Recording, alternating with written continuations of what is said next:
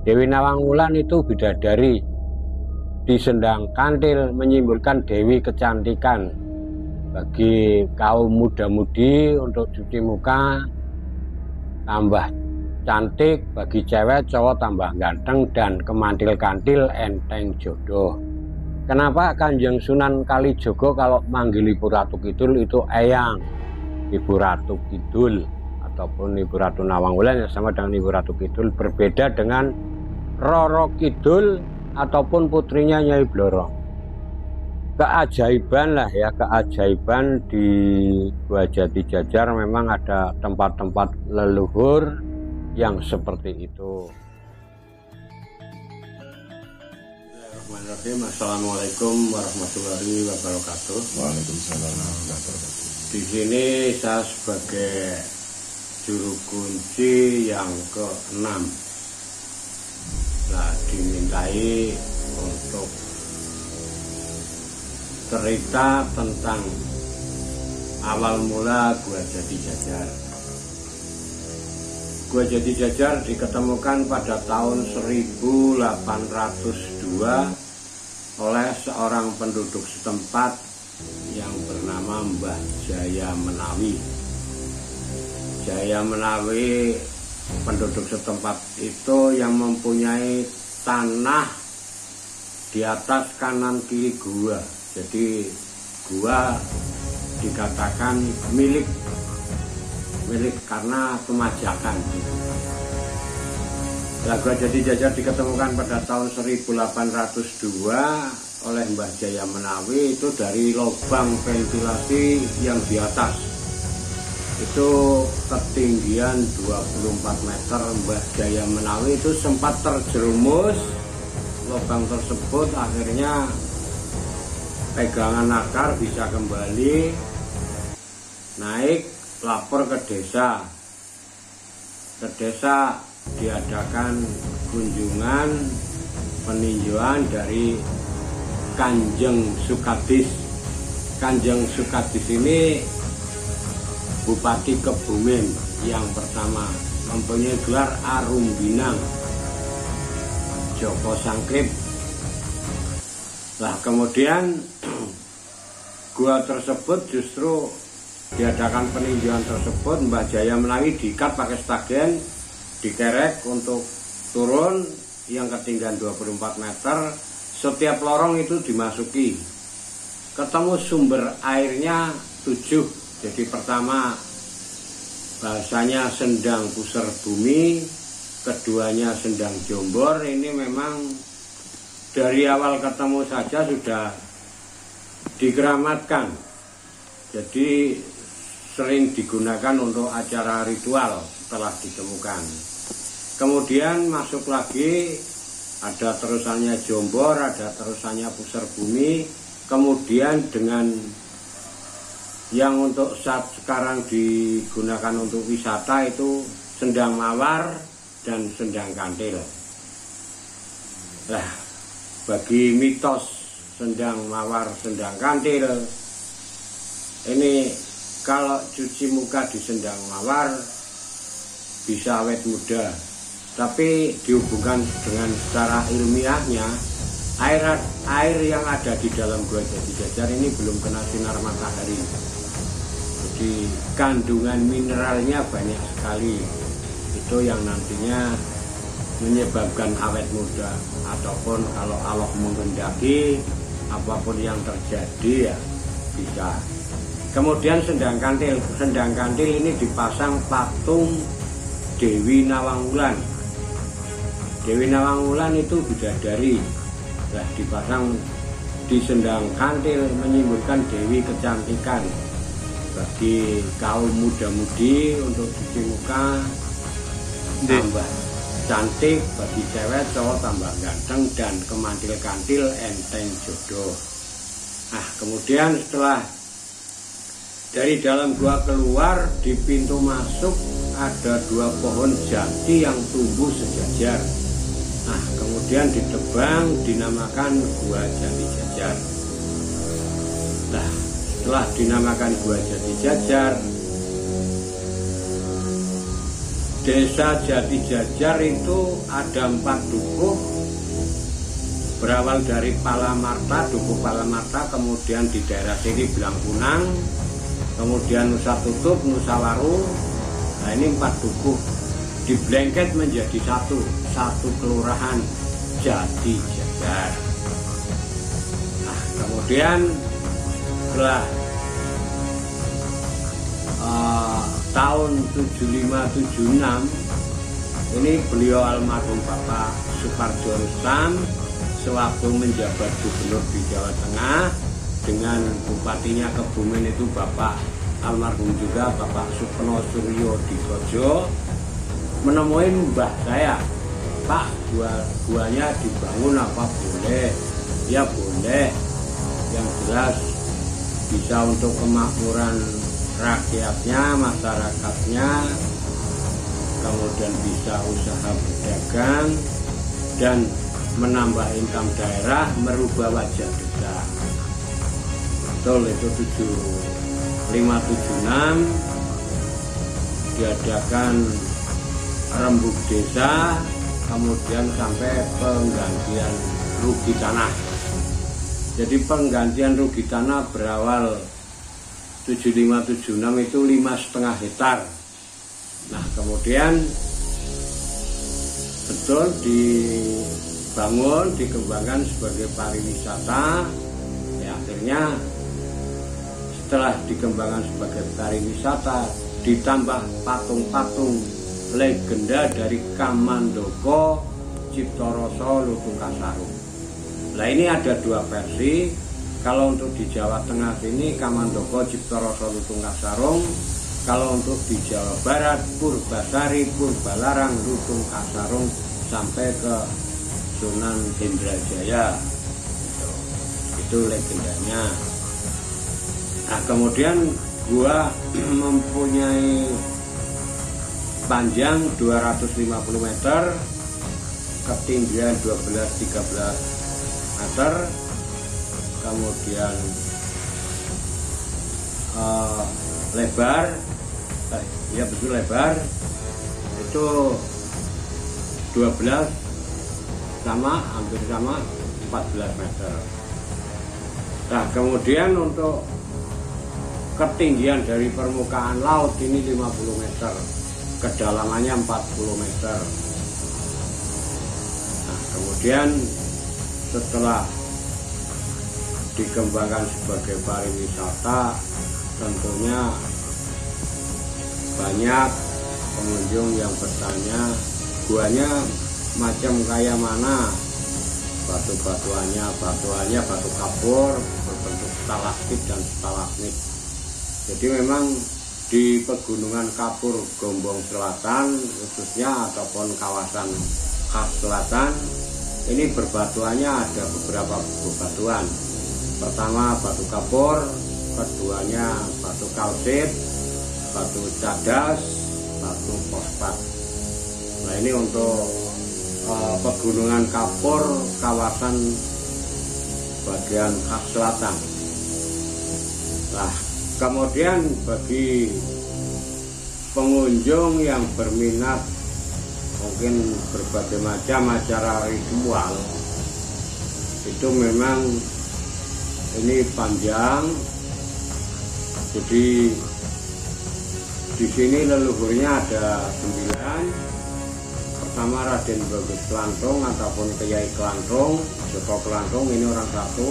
Kemudian Raden Bagus Cemeti, Joko Cemeti, Kyai Cemeti juga orang satu, kakak beradik ini. Terus Denlara Sukina, Denlara Mundur, Denlara Gadung, Ibu Ratu Nawangwulan, Mbah Pusar Bumi, Ibu Ratu Kuning, Mbah Jombor, kemudian Mawar Kantil. Ini untuk secara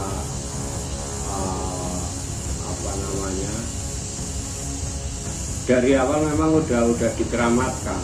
Jadi berawal keturunan Joko Sangkrip ini, Joko Sangkrip dari Mataram, gelar Arumbilang yang pertama, Bupati Kebumen yang pertama, mempunyai 2 putra, Kyai Kelantung dengan Cemeti. Itu berawal, kalau Nawangwulan ini kan bidadari, Nawang Wulan Bidadari yang berawal itu dengan Joko Tarub. Joko Tarub ini berawal dengan Nawang Wulan mempunyai putri satu yang dipanggil Nawang Sari ataupun Nawang Sih. Itu karena sebelum berawal menjadi suami istri kan Bidadari mandi di suatu telaga, diambil pakaiannya sama Joko Tarub, kemudian disimpan. Akhirnya setelah punya anak, Nawang Wulan mau cuci-cuci di kali, mau mbah-mbah. Nah ini pesan dengan bapak, Pak, saya lagi masak, jangan sampai dibuka. Oh iya Bu, tuh Nawang Wulan ini ke kali mbah-mbah, nih bapak ini penasaran, kenapa ibu masak kok nggak boleh dibuka? Dibuka. Setelah dibuka, padi nggak padi. Jadi masih utuh, masih jalangan. Nah, ibu pulang ketika setelah pulang sekali dibuka. Oh ya wis Pak, sampai waktunya aku kudu njaluk panyuwunan permintaan, yaitu lesung, alu, tampah. Kemudian padi yang di lumbung itu ditumbuhi terus, akhirnya ketemulah salah satu pakaiannya Nawang Wulan. Kemudian pamitan juga, oh ya Pak, mungkin sampai waktunya juga saya harus pulang ke Kayangan. Cuma saya pesan Nawang Wulan kalau Nawang Sari kalau nangis bawa keluar cari pohon pisang raja. Ya betul, ibunya pulang setelah nangis terus karena maaf nangis itu kepengin netek, jadi dengan sendirinya nangis. Tapi begitu dibawa keluar, dicarikan pohon pisang raja, dijeglugan 3 kali, ini ibunya turun. Setelah pulang di Kayangan lama, ya otomatis antara Joko Tarub dengan Nawang Wulan ini bukan cerai tapi berpisah. Nah, kemudian gede ini Nawang Sari ini didaukan dengan putranya Majapahit Brawijaya yang keempat. Itu namanya Bondan Kejawan, panggilan anunya Lembu Peteng. Nah kemudian lama kemudian ini Nawang Wulan akhirnya dengan Joko Sangkrip. Ya, Joko Sangkrip ini yang gelar Arumbinan yang pertama, Bupati Kebumen yang pertama, mempunyai 2 putra, Kiai Kelantung dan Kiai Cemeti. Kalau makamnya putranya di Wulupitu, Kutowinangun, masih ada di sana. Nah kemudian setelah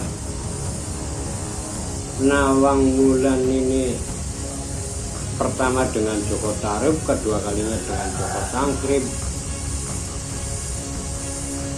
karena pernah ada ini dari Banyuwangi, Jember, Malang, Kediri, Surabaya, ini pengasuh pesantren, ini ya sudah gus-gus, ini menanyakan ke saya, Pak, kenapa maaf Pak, saya lagi nafaktilas silsilah Ibu Ratu Nawang Wulan ataupun Ibu Ratu Kidul.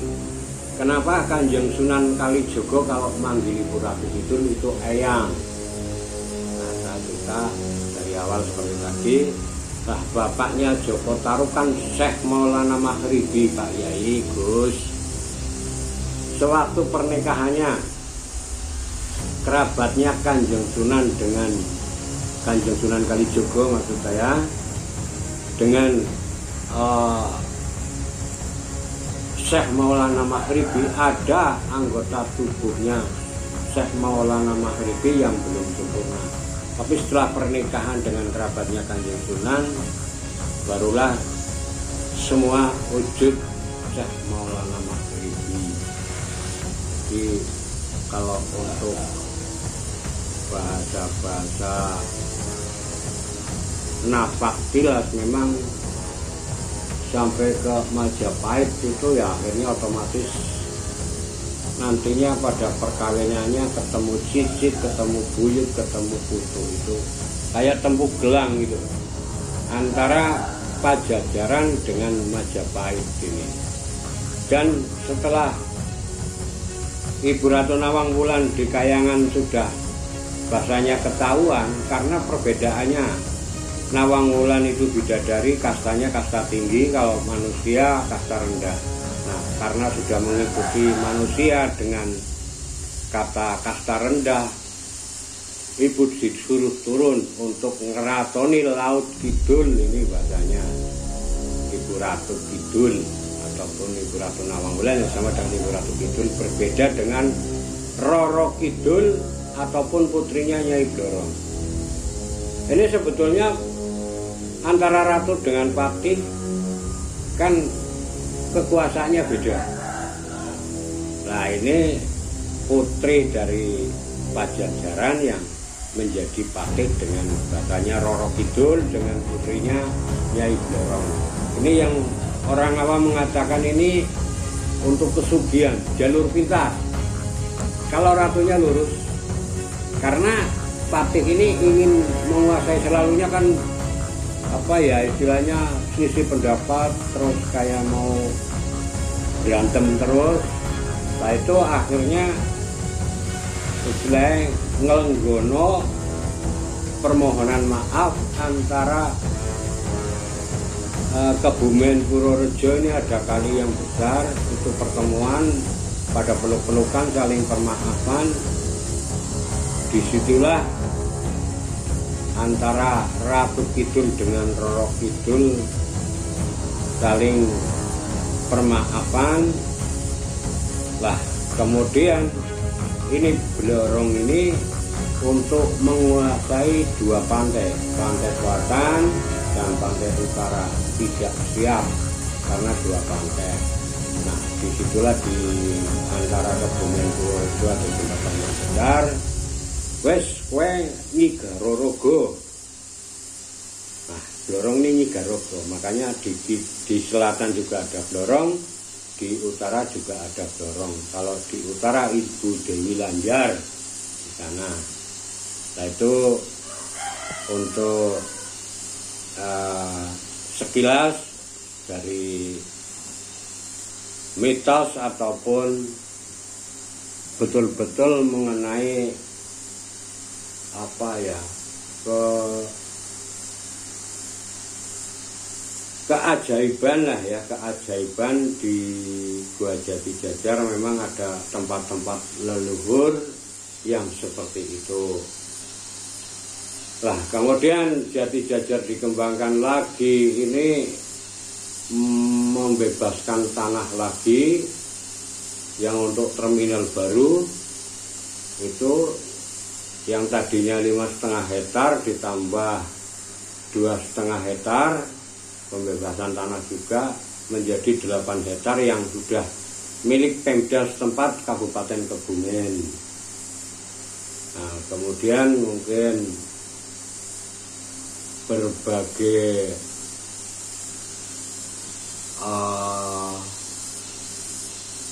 hewan yang ada di gua ini tadi belum saya ceritakan, nanti bisa dianu lah, diedit. Itu hewan terutamanya kelelawar ataupun jenis walet itu serwiti, kemudian jangkrik gua, ada ular, ada salamander. Kemudian untuk tumbuhan yang tumbuh di mulut-mulut gua ini seperti bikonia, suplir, pakis, paku-pakuan, itu yang tumbuh di mulut-mulut gua. Kemudian untuk pepohonan yang tumbuh di Pegunungan Kapur, itu pohon jati, pohon mahoni, pohon akasia, kemudian angsana kling. Ini udah terkait dengan flora dan fauna. Kemudian untuk letak geografinya itu di Pegunungan Kapur Gombong Selatan. Lah, Gua Jati Jajar menempat di Desa Jati Jajar, Kecamatan Ayah, Kabupaten Kebumen. Saya kira demikian, mungkin banyak kekurangannya, saya mohon maaf. Akhir kali billahi taufiq wal hidayah. Wassalamualaikum warahmatullahi wabarakatuh. Waalaikumsalam warahmatullahi wabarakatuh.